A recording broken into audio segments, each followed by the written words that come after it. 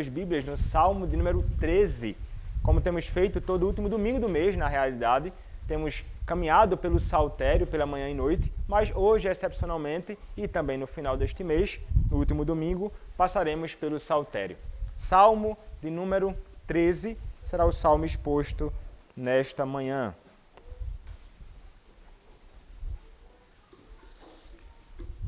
Assim nos diz a palavra do Senhor, ao mestre de canto, Salmo de Davi. Até quando, Senhor, esquecer-te-ás de mim para sempre? Até quando ocultarás de mim o rosto? Até quando estarei eu relutando dentro de minha alma, com tristeza no coração cada dia? Até quando se erguerá contra mim o meu inimigo? Atenta para mim, responde-me, Senhor Deus meu, ilumina-me os olhos para que eu não durma o sono da morte, para que não diga o meu inimigo, prevaleci contra ele, e não se regozijem os meus adversários, vindo eu a vacilar. No tocante a mim, confio na tua graça, regozije-se o meu coração na tua salvação. Cantarei ao Senhor, porquanto me tem feito muito bem. Amém. Podem se assentar, irmãos. Vamos orar. Senhor bendito, tua palavra está aberta e nesta manhã será exposta. Rogo a ti, Senhor, que sejas gracioso comigo e que me uses para o louvor da tua glória. Dá-me graça espiritual, dá-me vigor, sobretudo, Senhor, espiritual, mas também físico. Intrepidez, misericórdia e amor pela tua palavra e pelo teu povo, e que o teu povo, que aqui está, possa e ouvir com atenção a tua palavra. E possa, ó Deus, a tua palavra encontrar guarida nos nossos corações. Ensina-nos, Senhor, através da tua palavra, nas letras do Antigo Testamento, falando aos nossos corações. É o que nós pedimos, ó Deus, é o que eu te peço. Em nome do teu Filho, o Senhor Jesus Cristo. Amém. São muitas coisas, irmãos, que podem, neste mundo, nos levar a perguntarmos: até quando? Até quando, Senhor? Até quando? Nos dias que passamos ali em Belém, eu ficava me perguntando: até quando, Senhor, ficarei por aqui ainda em Belém e não retornaremos para a nossa casa, para o nosso trabalho? Quando estávamos no hospital e aqueles dias internados ali, aí é que se intensificou esse tipo de pergunta na minha mente, certamente de Cíntia, da sogra, em nossos corações também. Até quando ficaremos aqui aguardando as questões de Judá e de Cíntia? Até quando, Senhor, nós permaneceremos aqui neste hospital? São muitas coisas, irmãos, que realmente nos levam a perguntarmos isto, como salmista: até quando? Coisas, por vezes, simples, coisas mais graves, quando contemplamos um problema grande acontecendo na nossa família e então ficamos muitas vezes desamparados, angustiados, perturbados e perguntamos: até quando? Quando vemos um filho nosso amado então padecendo com uma enfermidade, nós nos perguntamos: até quando? E aqueles que sofrem também com enfermidades no corpo e muitas vezes também na alma se perguntam: até quando, Senhor? Até quando? São muitas as coisas que nos levam a estes questionamentos, mas em geral, perguntas como estas são levantadas a Deus por seu povo, pelos que temem a Ele, quando se encontram em situações de grande angústia, calamidade, perplexidade, sofrimento, dor, tristeza, abandono. São estas questões que nos levam muitas vezes a fazer, mais uma vez, esta pergunta: até quando, Senhor? Não são, irmãos, estas perguntas que nós experimentamos ou fazemos hoje como se fosse algo próprio dos nossos dias. Porque não é, irmãos. A pergunta diante da calamidade, o questionamento diante da perplexidade, as perguntas levantadas aos céus diante de momentos muito difíceis na vida, são coisas que acometem ou que alcançam o povo de Deus desde o princípio do mundo. E os salmos nos mostram esta realidade. E este salmo que nós acabamos de ler, irmãos, nos mostra isto. Há muito tempo, um servo de Deus, o homem segundo o coração de Deus, Davi, experimentou terrível angústia na sua própria alma, bem como no seu próprio corpo. Como nós já vimos, irmãos, nas outras exposições, estes primeiros salmos do primeiro livro nos apresentam uma grande confrontação. Há um confronto entre aqueles que são descendentes da mulher e aqueles que são descendentes da serpente. Há uma oposição dentro do reino do povo de Deus e fora também contra, e particularmente nos salmos que nós temos visto, de modo mais intenso, contra o próprio servo do Senhor, Davi. Seu próprio filho Absalão se levantou contra ele. Saul se levantou contra ele. Seus servos e tantos outros com quem ele imaginava que poderia encontrar algum tipo de refúgio e ajuda, se levantaram contra ele. E este homem muitas vezes se encontrou realmente grandemente perturbado e abatido. Este salmo de Davi, nós podemos dizer isto, irmãos, porque o próprio título inspirado nos diz: ao mestre de canto, Salmo de Davi. Este título aqui, não o que tem em cima, a oração da fé, não, mas ao mestre de canto, Salmo de Davi, isto aqui corresponde ao primeiro versículo na Bíblia hebraica. Trata-se, portanto, de um texto inspirado. Ao mestre de canto está nos mostrando que, entre outras coisas, que trata-se de algo que deve ser louvado, algo que deve estar sendo entoado pelo povo do Senhor, como logo após o sermão nós faremos cantando este salmo, e nos indica, este salmo é do salmista Davi, o servo de Deus. Ele está, irmãos, como falei, grandemente angustiado, por essa razão o salmo começa assim, tão direto. Veja como o salmo começa: até quando, Senhor, esquecer-te-ás de mim para sempre? Aqui, irmãos, este primeiro verso, bem como o segundo, vai nos mostrar o dilema deste homem, ou a profundidade da angústia expressa no clamor dele. Ele aqui, irmãos, vai elevar a voz, e ele vai fazer então a pergunta, porque ele está sofrendo, e talvez o sofrimento, irmãos, provável dele, é porque os seus inimigos o têm trazido grande aflição. Inimigos dentro do reino, trazendo grande angústia para a alma deste homem.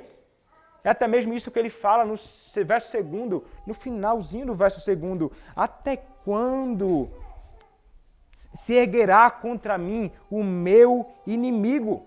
E o verso 4, mais uma vez, ele volta a falar do inimigo. Ele diz: para que não diga ao meu inimigo, prevaleci contra ele, e não se regozijem os meus adversários, vindo eu a vacilar. A pressão, a maldade, a perversidade de outros homens estavam trazendo aflição para a alma e grande dor também para o próprio corpo deste homem, que provavelmente estava também padecendo. E então ele clama: até quando, Senhor? E esse primeiro clamor, irmãos, até quando? É como se ele estivesse contemplando uma dimensão temporal, real. Ele pensa assim: até quando este meu sofrimento se estenderá? Até quando eu terei de suportar tamanha dor, aflição e angústia na minha alma? Até quando isto vai permanecer? Será que haverá uma ocasião em que isto cessará, Senhor? E veja, irmãos, ele se dirige ao Senhor Deus Yahvé. É o Deus do pacto, é o Deus fiel, que ele dirige as suas palavras, que ele dirige a sua queixa. Ele não está aqui, irmãos, se queixando de Deus. Nunca. Ele está apresentando a Deus a sua queixa. Nós encontraremos nas palavras deste homem, irmãos, um coração descortinado, um coração aberto, um coração sincero na sua angústia. Então até quando, Senhor, isso vai vir sobre mim? Então ele vai dizer, esquecer-te-ás de mim para sempre. É como se ele se sentisse abandonado. É como se ele se sentisse, irmãos, desamparado. É isso que ele está querendo mostrar para nós nas suas palavras. Ele se sente como que rejeitado pelo Senhor ali, deixado de lado. E agora ele vai apresentar uma outra dimensão. Não a dimensão como a que nós experimentamos aqui, de dias de sofrimento, meses ou o que seja, mas ele vai falar, esquecer-te-ás de mim para sempre? Será que será eterno a mim, o meu sofrimento? Será que será eterno o meu abatimento? Será que serei deixado por ti para sempre, eternamente? Notem, irmãos, isso é Davi. Um homem temente a Deus, mas que se encontrava ali grandemente aflito. E ele não consegue deixar essas palavras somente no seu coração. Ele tem de dirigir estas palavras, apresentando a sua queixa, apresentando o seu lamento ao seu Senhor. Mas ele diz mais, irmãos. Verso 2, verso 1 ainda, até quando ocultarás de mim o rosto? É como se esse tipo de linguagem, irmãos, bíblica aqui, você vai se lembrar da bênção araônica, né? Quando nós olhamos lá para a bênção araônica, em Números capítulo 6, a bênção que vem sobre o povo do Senhor apresenta um rosto favorável de Deus. Diz assim, não é? Verso 24 em diante. O Senhor te abençoe e te guarde. O Senhor faça resplandecer o rosto sobre ti e tenha misericórdia de ti. O Senhor sobre ti levante o rosto e te dê a paz. Veja só, a face do Senhor, o rosto do Senhor voltado para aqueles que são seu povo. Isso indica bênção, favor, presença, socorro da parte de Deus para aqueles que são do seu próprio povo. Mas ele diz, até quando ocultarás o rosto de mim? É como se ele se sentisse, irmãos, rejeitado. É como se ele se sentisse como um amaldiçoado. Ele está aqui clamando a Deus, porque o rosto, como se ele sentisse que o rosto do Senhor não é mais sobre ele. E o rosto de Deus é sempre favorável ao seu povo. Ele certamente, em seus dilemas de sofrimento, mesclado com a sua fé, muitas vezes fraca, o leva então a sentir-se como se tivesse sido rejeitado pelo próprio Deus. E isso, irmãos, é como se fosse o próprio inferno. Não ter o rosto de Deus favorável a nós é como o inferno. No inferno Deus estará. Mas o rosto do Senhor não será favorável para aqueles que lá estarão. Só há angústia, terror, abatimento terrível. O salmista, irmãos, então, ele se encontra como que nas profundezas de um poço que aparentemente não há como ele de lá sair. Ele se sente como que deixado pelo seu próprio Deus. O Senhor Yahvé, a quem ele clama, o Deus do pacto, repito, que aponta não somente para a fidelidade, grandeza, eternidade do Senhor, mas apresenta o fato também, esse nome de que ele é o Deus que está com o seu povo. O Deus que está juntinho daqueles que estão num relacionamento singular com ele, mas por mais que Davi tenha uma compreensão, irmãos, intelectual dessa realidade, a sua alma está aflita. Você já se viu nesta condição? Você já esteve assim como este homem, se perguntando estas coisas em meio aos sofrimentos que alcançam você neste mundo? Mas ele não para por aí, irmãos, ele nos diz, verso 2, até quando estarei eu relutando dentro de minha alma, com tristeza no coração cada dia, o dia todo? Até quando estarei eu relutando dentro de minha alma? É como se ele estivesse, irmãos, num diálogo com a sua própria alma. E ele está ali dia após dia, lutando, como que num diálogo, conversando com a sua alma, tentando de algum modo encontrar algum socorro. Mas na sua própria alma, ele pode buscar dia após dia. E ele não encontrou, e homem algum jamais encontrará o consolo necessário, mas dia após dia ele estava relutando ali com tristeza, pensamentos, reflexões, vasculhando a sua alma, verificando o seu interior, o seu próprio coração, procurando então ali, em alguma ocasião, nele mesmo. E então isto, irmãos, o deixa nessa angústia ainda maior, quando ele se volta para ele mesmo, e ele sempre está aqui falando na primeira pessoa. É ele que está abatido, ele procura então algum tipo de alento, mas ele não encontra. Só há então tristeza no coração, dia após dia. Que sofrimento, irmãos. Mas veja que o problema que ele experimenta, interno e externo, é porque ainda há, e no contexto em que ele sofre, ainda há muita pressão de homens maus, porque ele vai dizer, até quando se erguerá contra mim o meu inimigo? Não sabemos especificamente quem era, mas sabemos que Absalão se levantou, Saul se levantou, o seu próprio povo se levantou contra ele, e eram seus inimigos que estavam, irmãos, ferindo este homem gravemente. Este homem está ferido no corpo e na alma.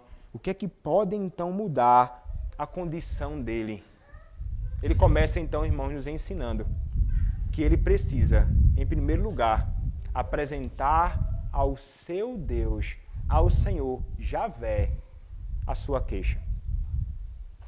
Ele volta os seus olhos em meio à sua fé frágil, fraca, em meio ao seu sofrimento somado a uma fé, a sua fé, ele ainda assim consegue erguer os seus olhos àquele que é o verdadeiro Senhor absoluto sobre o mundo de modo geral e sobre o seu povo de modo muito particular. É assim, irmãos, que nós devemos lidar com os momentos em que nós experimentamos grande tristeza em nosso coração, na nossa própria alma. Como falei, irmãos, há pouco, são muitas as razões que nos levam a questionar, a perguntar sinceramente a Deus: Senhor, até quando?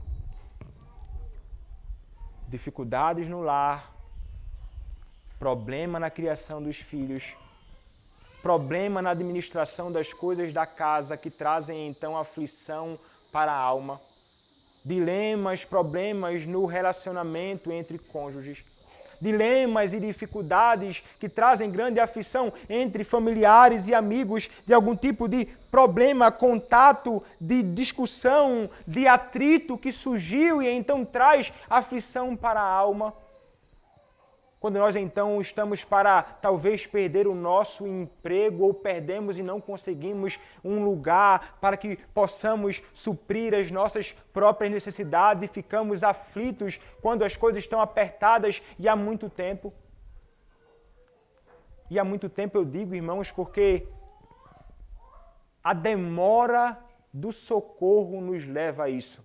Esse homem certamente estava há bastante tempo clamando ao Senhor E o fato de aparentemente o Senhor se demorar o levava a intensamente voltar os seus olhos a Deus, elevando a Ele estas palavras. E muitas vezes aquilo que nós estamos sofrendo nos persegue há muito tempo. É uma doença que alcança a nossa vida. É uma doença que alcança o nosso cônjuge, alcança os nossos filhos, alcança a nossa família. E então nós contemplamos isto e se estende, e passam dias, passam semanas, passam meses e até mesmo anos nos casos de alguns. E durante este período nos perguntamos: até quando, Senhor, ainda estaremos experimentando tamanha aflição e angústia? Irmãos, apresentar ao Senhor esse tipo de queixa a Deus, não de Deus, é apropriado. Temos que ter cuidado, obviamente, para não sermos murmuradores, descontentes, que se queixam da providência santa, sábia e poderosa de Deus, que faz tudo para a sua própria glória. Mas nós podemos ainda assim apresentarmos com toda a sinceridade do nosso coração, descortinando a nossa alma diante dele, sem qualquer tipo de temor, e apresentando: ó Deus, até quando esse sofrimento me abaterá? Até quando meu filho e filha sofrerá? Quando isto cessará, Senhor? Você deve fazer isto, irmão. É a Deus que você deve ir. Davi vai ao Senhor Deus Yahvé, o seu Deus do pacto, que é o teu Deus. Não muda. O nosso Deus não muda. É a esse Deus que você pode se dirigir. Foi a Ele que Davi se dirigiu. E Davi não está em melhor condição que você. Nunca esteve, nem nunca estará. Como você, ele fora justificado pela graça mediante a fé em Cristo Jesus, semelhantemente a você. Unido a Cristo, ele foi semelhantemente a você. Adotado na família de Deus, ele foi semelhantemente a você, ou igual a você. Acesso a Deus por meio de Cristo ele tinha, como você tem. Diante de Deus, mesma condição, mesmos deveres, mesmos privilégios de acesso a um Senhor que escuta o nosso clamor. Então não pense: Davi experimentou isso e pode então elevar a Deus a sua queixa. E então faça isso, irmão, em suas orações. Como alguém que sabe que precisa e depende de Deus. E que sabe que somente Ele pode, então, fazer com que a sua condição mude, ou que o seu coração mude em meio à aflição. Que muitas vezes a aflição externa não muda, mas o Senhor muda é o nosso coração em meio àquelas aflições. Mas é através da graça da oração que você, então, poderá encontrar da parte de Deus o socorro, consolo, ou trato necessário para a sua alma no dia em que a tristeza ou a calamidade alcançar a sua casa. Você vai poder então dizer a Deus aquilo que você está experimentando, na expectativa de receber dele aquilo que você precisa. E o Senhor, irmãos, ele tem uma abundante misericórdia para cada uma das nossas necessidades ele tem. Nós devemos então estar certos disto. E que apesar da nossa fé, que pode ser fraca, não é a profundidade, a dimensão, a extensão da tua fé que vai importar nesta questão, mas em quem você deposita a sua fé, num Deus que é fiel, forte, firme e que está com o seu povo, pronto para ouvir o seu clamor no dia da angústia.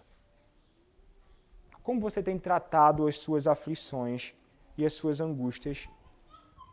Você tem recorrido a você mesmo, ao seu próprio interior, tentando encontrar remédio em você mesmo? Você tem procurado consolar e aplacar as suas aflições, tentando se entreter com outras coisas, ocupando a mente, se ocupando com uma série de atividades para, de algum modo, esquecer o seu abatimento e tristeza? Eu quero dizer a você que se você procura este caminho, não é o remédio adequado para a sua aflição. Você vai estar tapeando apenas aquilo, enrolando por um tempo, pode durante um período fazer com que você se esqueça daquele seu abatimento. Mas você deve saber que o remédio dado por Deus é o próprio Deus. O remédio apresentado por Deus é nos dirigirmos a Ele livremente. E é isso que você precisa fazer. Não recorra a outros meios. Apegue-se ao seu Senhor e Deus. Não somente Deus de Davi, mas o teu Senhor, o Deus do pacto. Não importa quem se levantará contra você ou quem se levanta. Davi estava rodeado de grandes inimigos e nós temos muitos inimigos que se levantam contra nós, que somos o povo do Senhor. Mas podemos então estar certos de que o nosso Deus é conosco e que Ele vai então estar pronto para ouvir a nossa queixa sincera. Vá até o seu quarto, dobre seus joelhos e abra o seu coração diante do seu Deus. Pensem, irmãos, num Deus que está imensamente pronto e desejoso de ouvir de você o seu lamento. O Senhor deseja isso. Nós é que muitas vezes caímos na malícia e no engano de Satanás, que quer nos enganar dizendo: você não precisa ir até Ele. Esse é o sofrimento, você não precisa clamar ao Senhor assim não. Ou tenta então nos convencer de que nós não precisamos ou não somos justos o suficiente para irmos até Deus em meio aos nossos lamentos. Não caia no engodo e mentira de Satanás. Se você está em Cristo, vocês têm acesso a Deus, o Pai, livremente. Ele está ali. Ele está aqui e no seu quarto, pronto para ouvir você. Clame a Ele. Apresente a Ele a sua queixa. Mas, veja, irmãos, Davi, ele não apresenta somente a sua queixa ao Senhor, o seu lamento, a sua tristeza. O verso 3 nos diz que ele vai começar então a apresentar algumas petições agora, na sua oração. Ele diz, versos 3 e 4, atenta para mim, responde-me, Senhor, Deus meu, ilumina-me os olhos para que eu não durma o sono da morte, para que não diga ao meu inimigo, prevaleci contra ele, e não se regozijem os meus adversários, vindo eu a vacilar. Davi ainda, irmãos, está enfrentando um grande problema aqui.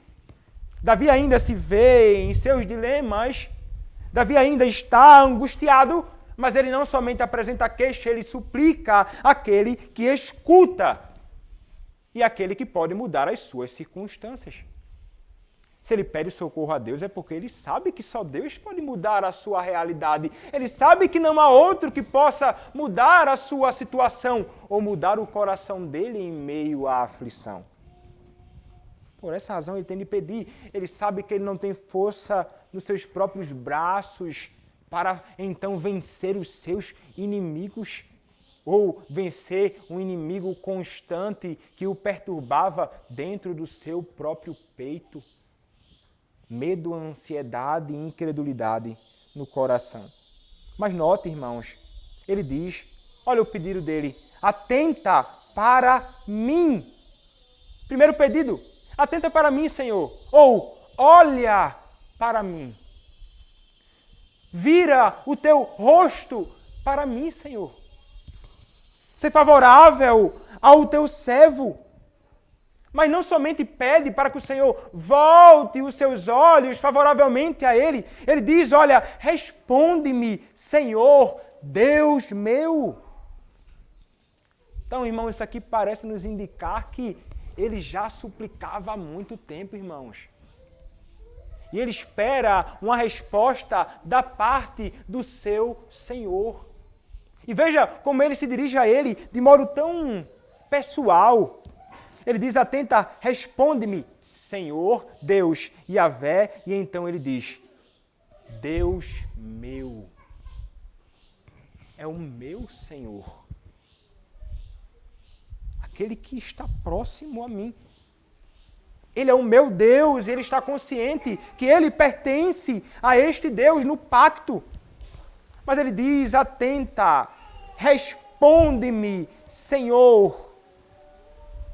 E aqui, irmãos, fica para nós evidente como esse homem aqui, ainda com sua fé, ele consegue olhar para este Deus, ele consegue pedir isto. Como nós, irmãos, precisamos também fazer o mesmo. Não é somente, irmãos, em meio à aflição, dor, problema que nós enfrentamos na nossa vida. Nós não apresentamos apenas a queixa. Nós apresentamos os nossos desejos a Deus na nossa oração.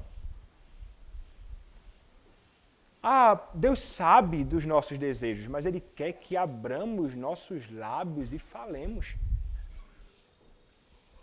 Ele estava se sentindo desamparado, o rosto do Senhor, como se não estivesse sendo favorável a Ele, ainda que não fosse essa a realidade, mas era o sentimento dele.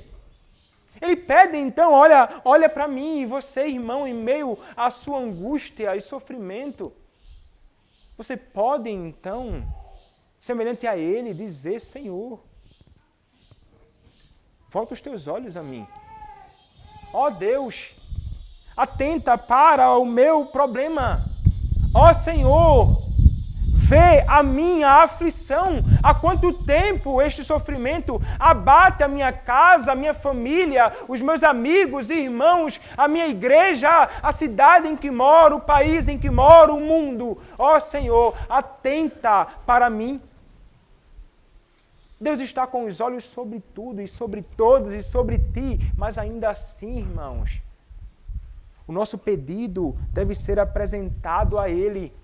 Apresentar a Ele as nossas necessidades vai revelar diante de Deus a nossa absoluta dependência dEle. E então você vai fazer isto. Apresente a sua queixa e peça a Deus aquilo que você deseja, especialmente se aquilo que você deseja está em conformidade com a verdade do Senhor. Se aquilo que você clama e suplica é baseado na palavra de Deus e nas suas promessas. E um Deus que promete ouvir o seu povo quando clama, quando tantas vezes ouviu e viu o seu povo aflito no deserto, ali no Egito.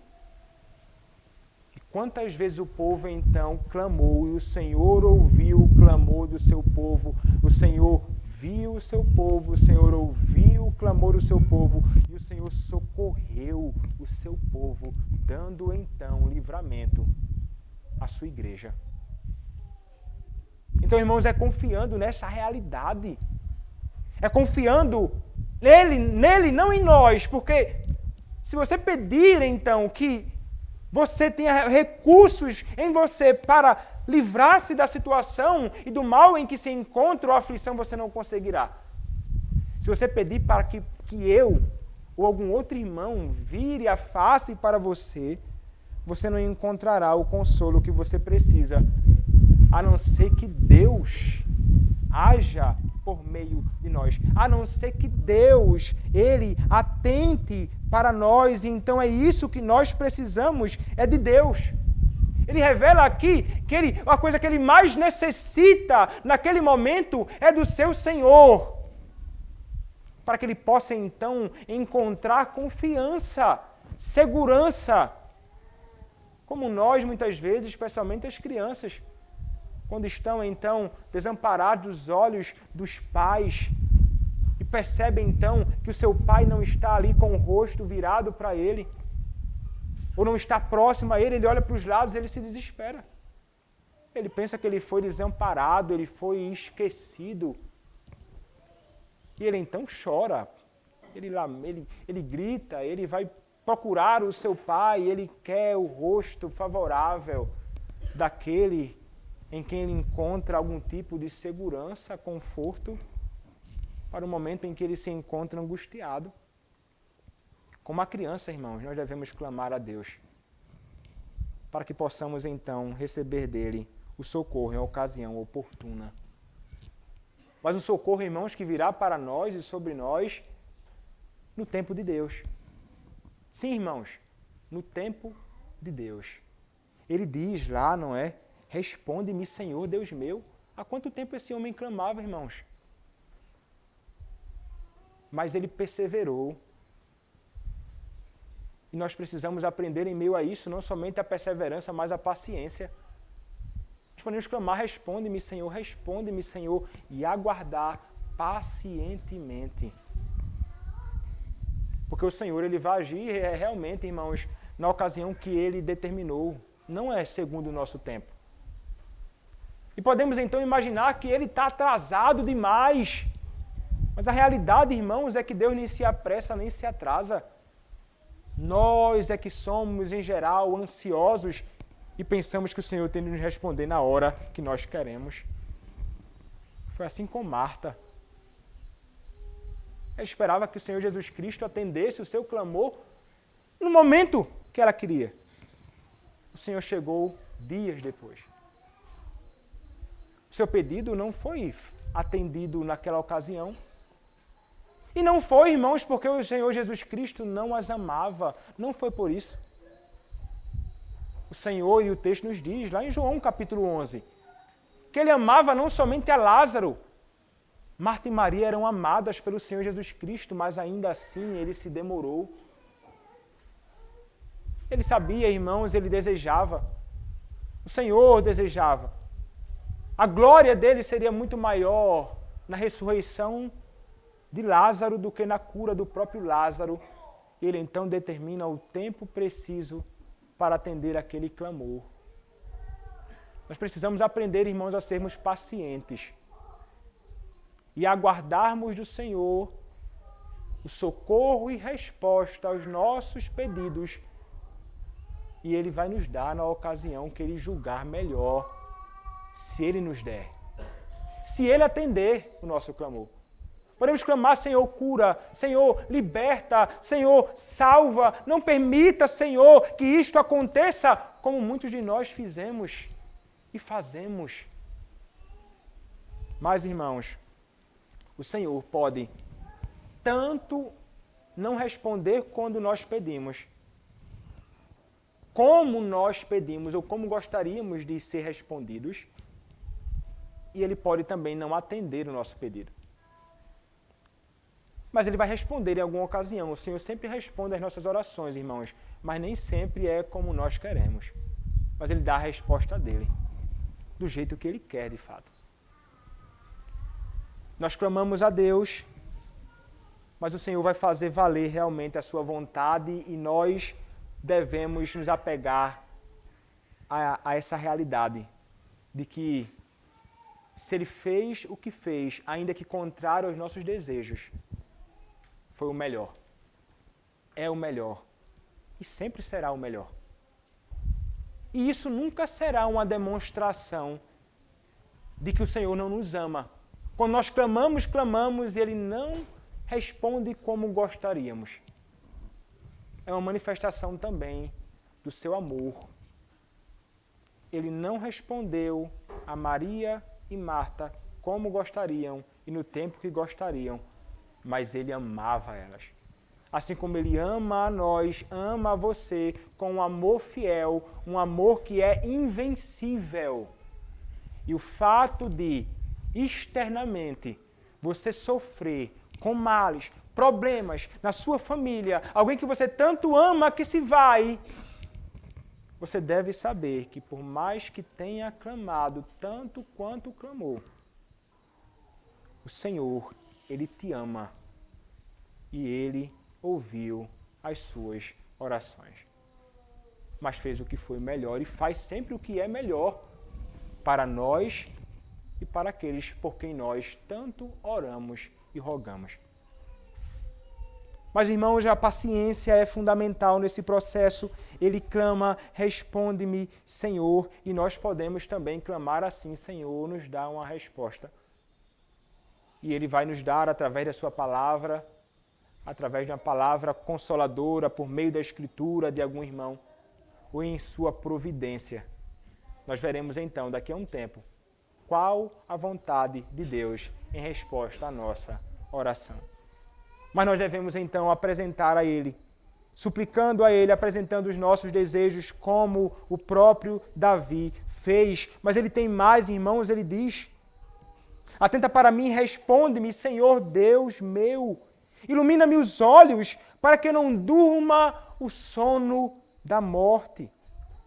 Essa ideia, irmãos, de iluminar os olhos, é porque a ideia aqui é o seguinte: a vida está nos olhos. Um olho abatido revela um coração abatido, e é como se ele então estivesse dizendo assim: olha, Senhor, dá-me vida. É como se ele estivesse, irmãos, padecendo. Ele sente como que morrendo. É possível, irmãos, que além da angústia na alma, ele esteja com mazelas no próprio corpo. Algum problema real, físico, que ele sente como se estivesse para morrer. E essa ideia, irmãos, de iluminar os olhos é semelhante, a ideia em hebraico é aquela ideia de sopro de vida. Ele ilumina os olhos, sopra a vida em mim, Senhor. Ele se sente como que padecendo de fato, por isso ele diz: ilumina meus olhos para que eu não durma o sono da morte. Para que isso, Senhor, não aconteça comigo, dá-me vida, sustenta-me, preserva-me, Senhor. E para que então ele quer ser preservado por Deus? Ele diz no verso 4, para que não diga o meu inimigo, prevaleci contra ele, e não se regozijem os meus adversários, vindo eu a vacilar. Ele pensa, e nós podemos olhar primeiramente aqui, que ele pensa: se eu morrer, os meus adversários vão celebrar a minha derrota. Os meus adversários vão celebrar a queda do meu reino. Eles vão então se gloriar sobre mim, quando então eu for morto, desbaratado, vencido por eles. E talvez então sejamos inclinados a pensar que Davi está pensando na sua própria glória somente. Ele está preocupado aqui somente com ele. Mas não, irmãos. A perspectiva do coração do servo de Deus, Davi, é que ele estava consciente que a queda do reino, o esmagamento dele como um servo do Senhor, representante do próprio Deus no reino, indicaria a derrota de Deus e o lançar da glória de Deus no chão, pisoteada pelos seus inimigos. Davi, irmãos, está preocupado com a glória do reino de Deus. Ele está preocupado com a glória do seu Senhor Deus Yahvé. Por essa razão, muitas vezes ele clama: quebra os queixos dos teus inimigos. Não trata-se de uma raiva de um homem que está indignado contra os seus inimigos e pensa, querendo revidar aquilo, por vingança, quebra os queixos e mata os meus inimigos. Não, irmãos. Ele está preocupado com a glória do seu Senhor, para que o Senhor possa então vencer os seus inimigos, para a glória do seu nome e para o avanço e prosperidade do seu próprio reino. Então é uma dimensão particular, mas algo que se extrapola essa realidade na vida de Davi. E ele sabe que é somente o Senhor que pode sustentar então a sua vida e sustentar o seu reino. Ele sabe que só Deus pode dar vida e sustentar a vida e a glória do seu nome ali, naquele contexto do reinado de Davi. Haviam muitos inimigos, terríveis inimigos, dentro do reino, prontos para matá-lo. Mas ele, irmãos, clama a Deus. como nós devemos de igual modo clamar. Em meio aos nossos dias de sofrimento e dor, quando homens maus se levantam contra nós, como se levantaram contra Davi, servo do Senhor, se levantam contra nós, servos de Deus, nós devemos pedir para que o Senhor preserve a nossa vida. Mas não para que possamos simplesmente viver, irmãos, mas para que possamos viver de modo que a glória deste Deus e do reino deste Deus possa ser então elevada. Essa é a nossa preocupação. E nós vamos pedir a Deus que Ele preserve, conscientes de que somente Ele pode realmente preservar e sustentar a nossa vida quando os problemas alcançam a nossa porta. É Ele, irmãos, quem de fato tem todo o poder. O doador da vida é o que governa a vida, é o que sustenta e preserva a vida. Davi, então, naqueles dias, estava plenamente e absolutamente consciente dessa realidade em meio às suas angústias. Clame a Deus também, pedindo ao Senhor. Por isso, preserva-me, Senhor, sustenta-me, Senhor, para o louvor da glória do Teu nome e para a expansão da Tua glória neste mundo. Que os meus adversários, Senhor, que são os Teus adversários, não prosperem, que eles não se regozijem, que ao esmagar-nos, que isso nunca aconteça, para que com isso não vá sendo ali como que esmagada a Tua glória, Senhor. Sustenta a Tua igreja e vem como tens feito e o Senhor tem feito, irmãos. Vem o Senhor, vencendo os seus e os nossos inimigos. Os nossos inimigos não devem ter espaço para se regozijar com a derrota do reino de Deus, que nunca acontecerá. Mas nós clamaremos ao Senhor para que Ele sustente e não permita nunca jamais que isso aconteça. Que este Senhor dos Exércitos, o Deus, o Senhor dos Exércitos, lute as nossas lutas e vença de uma vez por todas aqueles que se levantam contra o seu povo, que se levantam contra o Cristo, que se levantam contra Ele. Mas aqui, irmãos, até o verso 4, nós encontramos um homem ainda grandemente abatido, mas apresentando sua queixa a Deus e rogando a Deus. Mas é interessante quando nós chegamos nos versos 5º e 6º. Assim como o Salmo começa aparentemente, abruptamente, o verso 5º entra assim também. Percebemos aqui, irmãos, que este homem, ele passa do lamaçal, da profundidade do poço de angústia, a um estado sobremodo elevado de confiança absoluta e alegria em Deus. Como assim?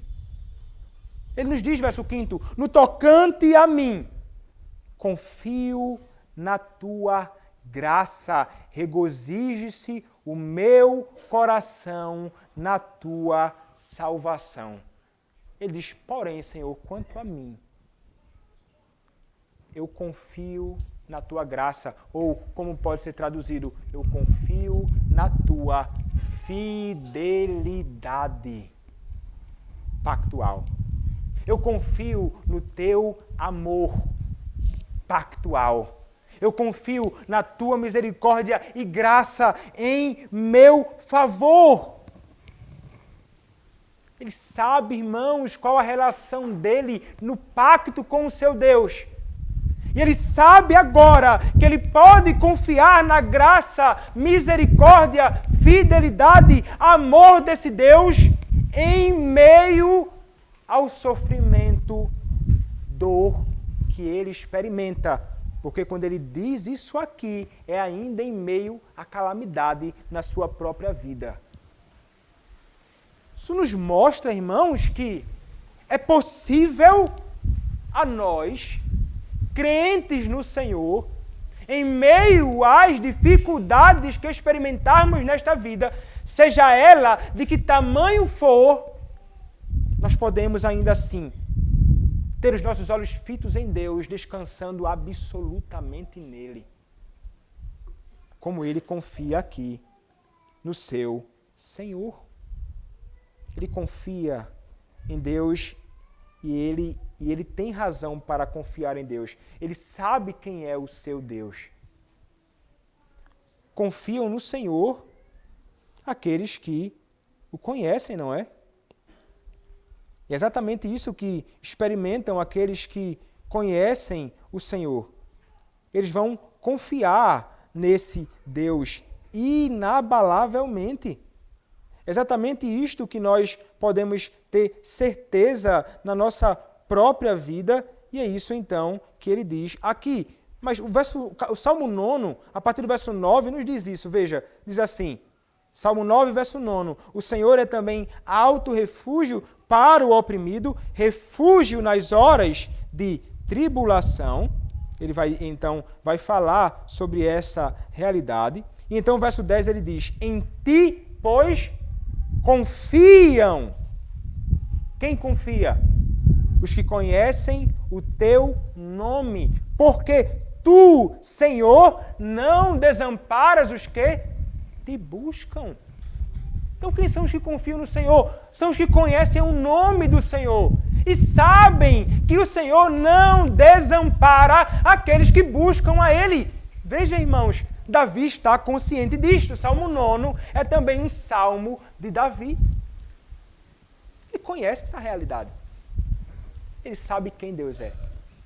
Ele sabe que Deus é todo poderoso, ele sabe que Deus é todo majestoso, ele sabe que Deus é soberano, ele sabe que Deus é fiel, ele sabe que o seu amor é um amor que não pode nunca, jamais ser alterado. Ele sabe que o amor de Deus pelo seu povo é um amor que é realmente invencível, que nos une a Deus num vínculo inviolável de eterno socorro, apreciação e presença de Deus. Ele confia na fidelidade do Senhor, porque ele sabe quem é o seu Deus.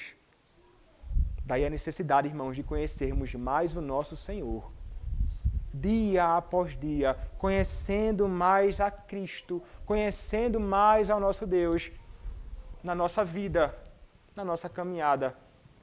E se tem uma coisa, irmãos, que pode nos ensinar isso, é o sofrimento, é a angústia, é a escola do sofrimento, que faz com que este homem conheça mais o seu Deus, confie na graça desse Deus e que faz com que esse homem tenha o seu coração e clame ou peça para que o seu coração se regozije no Senhor.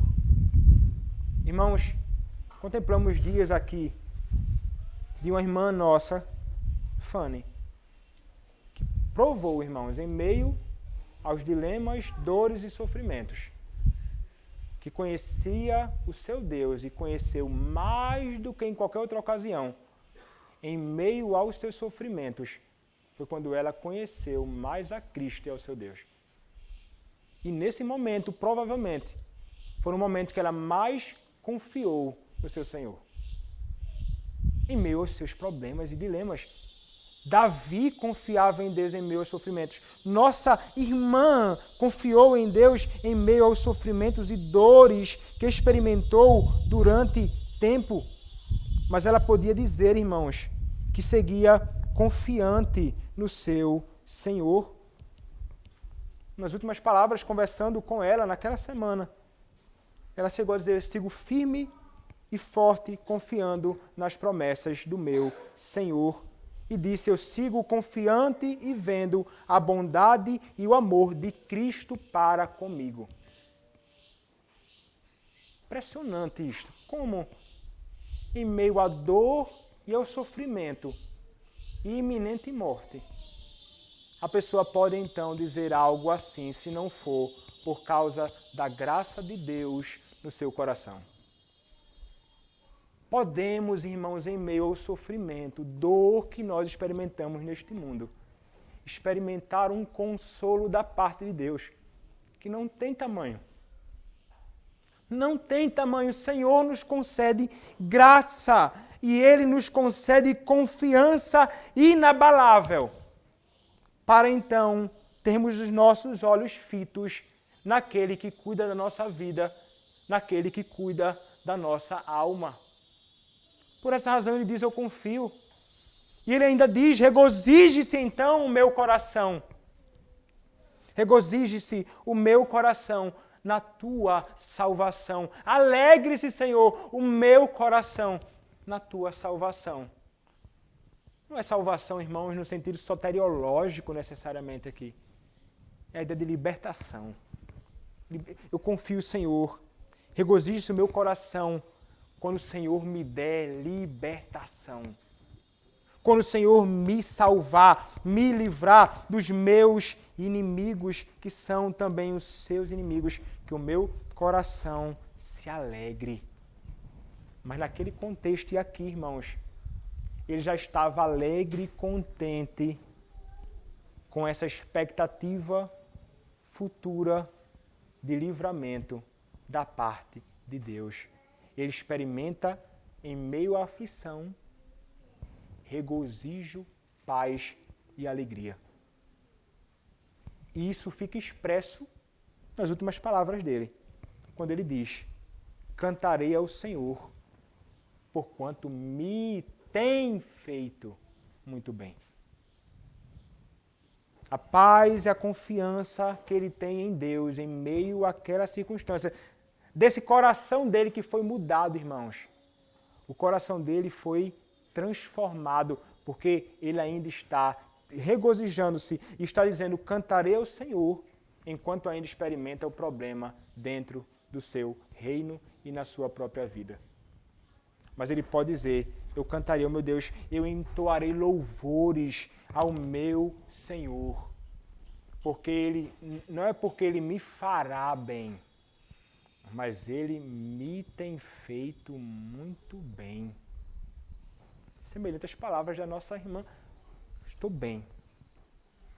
Semelhante às palavras de servos do Senhor, que diante da sua própria morte iminente poderiam dizer, eu estou bem.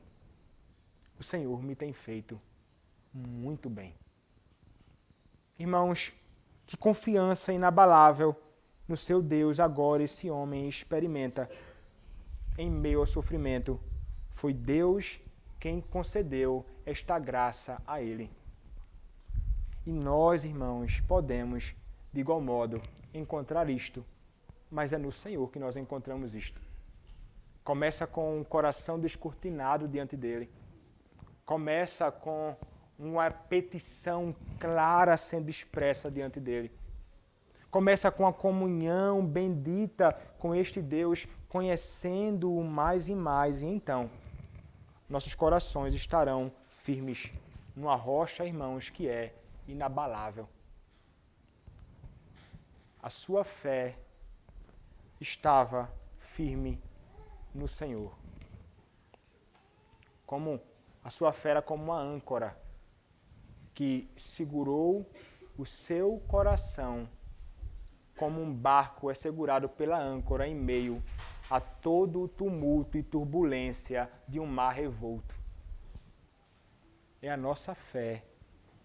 Mas como falei, não é o tamanho da nossa fé, mas é em quem nós depositamos a nossa fé, que servirá como uma âncora para nos sustentar no dia mau. Em quem você tem confiado nos dias de tristeza, dor e sofrimento, quando o mal alcança você. É em Deus que você deve segurar.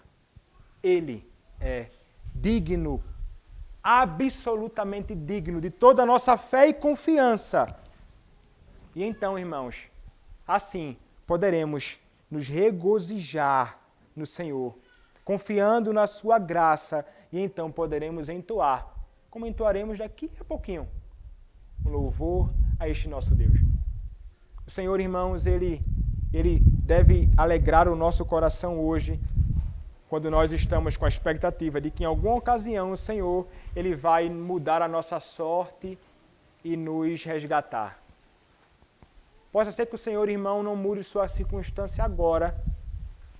Possa ser que enquanto você viver neste mundo, o Senhor nunca mude a realidade que você tenha de sofrer até o fim da sua vida com os seus problemas. Mas o nosso coração, ele deve ser transformado através da verdade de Deus. Eu já usei essa ilustração aqui, essa história, e vou usá-la mais uma vez. Havia uma criancinha de 8 anos de idade que sofria com uma doença grave que não a permitia mover do pescoço para baixo. Ela era absolutamente dependente e não podia fazer uma série de coisas que vocês, crianças, conseguem fazer por aí. Ela não conseguia correr, andar, brincar, levantar, fazer nada disso. E ela amava ver bailarinas dançando, ela amava ver. Seu pastor sabia disso. Determinado dia, então, pegou ela, junto a seu irmão, e levou para ver as bailarinas dançar. Enquanto ela estava a caminho, ela falava para o seu irmão: que coisa boa, meu irmão. Nós vamos ver as bailarinas dançar. Mas então ela se voltou e disse assim: mas Cristo é melhor. Porque um dia Ele me dará novas pernas e eu poderei dançar diante dele.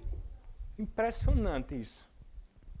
Uma criança de 8 anos de idade, com a perspectiva certa de que um dia, talvez não nesta vida, mas na glória vindoura do seu Senhor, no dia em que o seu corpo seria unido então à sua alma novamente, ela talvez não dançaria, mas estaria ali alegre, viva, andando diante do seu Deus, que certamente a salvou.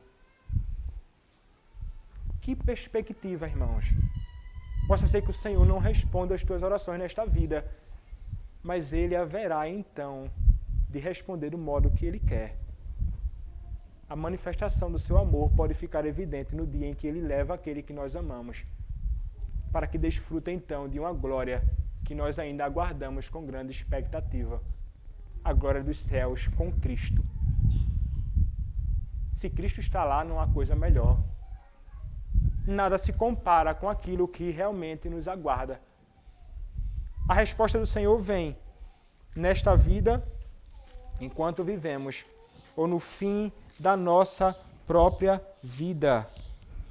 E nós devemos então entender como Paulo, como diz lá em 2 Coríntios capítulo 4, verso 17, ele diz, versos 16 e 17, por isso não desanimamos.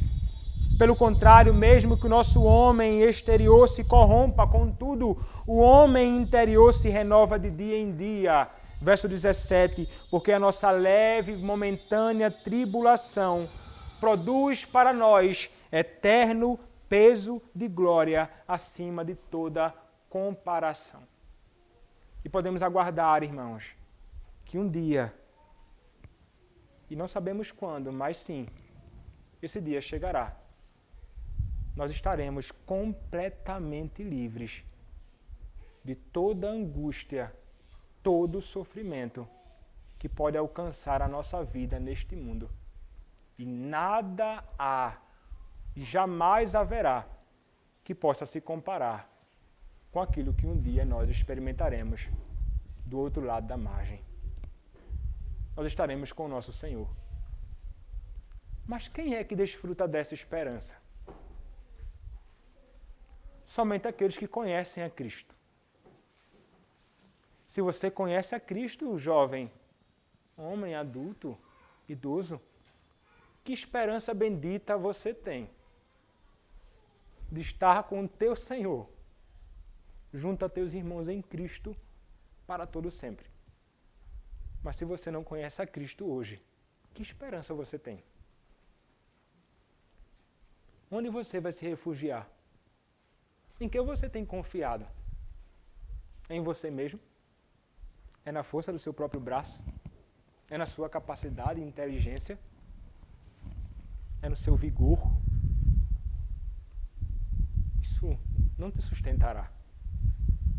Você precisa se voltar para Cristo hoje. Aquele que sustentou Davi. Aquele que sustenta o seu povo até o fim.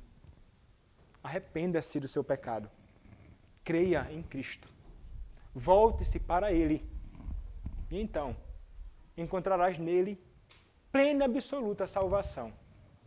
E nele, em meio a qualquer sofrimento que você vier experimentar na sua vida, você encontrará alegria. Pois toda alegria só pode ser encontrada nele. E então você poderá cantar junto a nós, povo do Senhor, com sinceridade no coração, louvando a Deus por todas as suas misericórdias, sobretudo pela sua maior misericórdia e a manifestação maior do seu amor, revelados na pessoa de Cristo, louvando-o para todo o sempre. Corra para Cristo e você, crente, regozije-se na salvação do teu Senhor, o Cristo, Javé, Senhor, salvação.